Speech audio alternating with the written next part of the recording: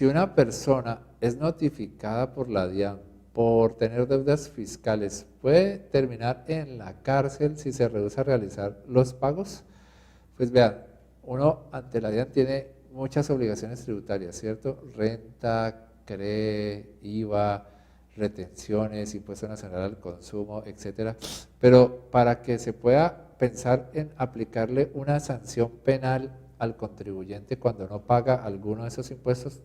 tiene que suceder que exista alguna norma dentro del Código Penal que diga que al contribuyente se le pueda entonces aplicar sanción de privación de la libertad, o sea, llevarlo a la cárcel. Y eso lo dice hasta el momento dos normas del Código Penal, que son el artículo 402 del Código Penal, que fue modificado con el artículo 239 de la Ley 1819, y el nuevo artículo 434 raya A del Código Penal, que fue creado con el artículo 338 de la Ley 1819. Entonces, cuando leen el 402 del Código Penal, modificado con la Ley 1819, se menciona que solamente cuando se trata de las declaraciones de retenciones o autorretenciones en la fuente, o cuando se trata del IVA, y ahora cuando se trate también del INC, ese es el cambio que le hacen al 402, porque hasta diciembre del 2016 solamente aplicaba sanción penal a los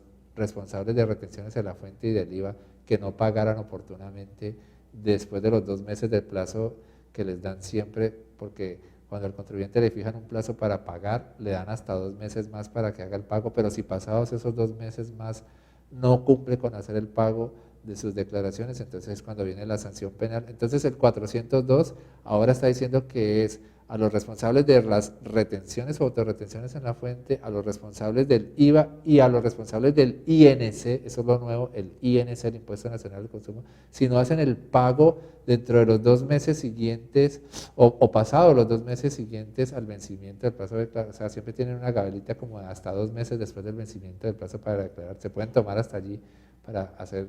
como para caer en mora, pero si pasan más de 2 meses después del vencimiento del plazo para declarar, allí es cuando ya empieza a generarse la respectiva sanción penal. Entonces, sería solamente con esos 3 tributos, autorretenciones y retención en la fuente, el IVA y el INC, cuando se configura la responsabilidad penal, pero con una obligación diferente, como por ejemplo el impuesto de renta o el impuesto CRE, ese tipo de obligaciones, o el impuesto a la riqueza.